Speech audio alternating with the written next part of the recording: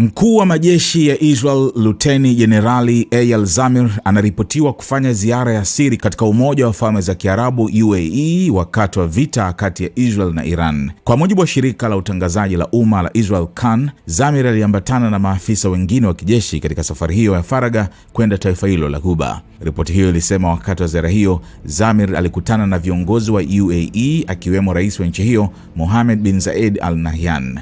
Hata hivyo, jeshi la Israel halijatoa maoni rasmi kuhusu taarifa hizo.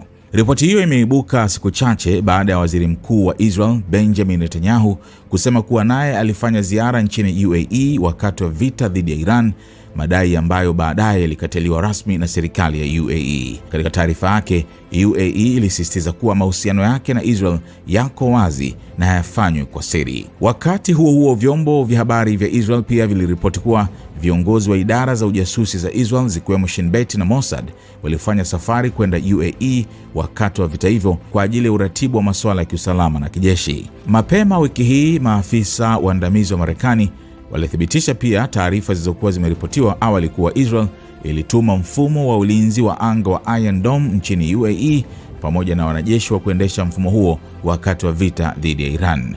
Hatua hiyo ilitafsiriwa kama ishara ya kuongezeka kwa ushirikiano wa kiusalama kati ya Israel na UAE, huku mvutano wa Mashariki ya Kati ukiendelea kuwa mkubwa. Mahusiano kati ya Israel na UAE yaliimarika rasmi mwaka 2020 kupitia makubaliano ya Abraham Accords yaliyoungwa mkono na Marekani. Tangu wakati huo, mataifa hayo mawili yameongeza ushirikiano katika biashara, teknolojia, ulinzi pamoja na masuala ya usalama wa kikanda.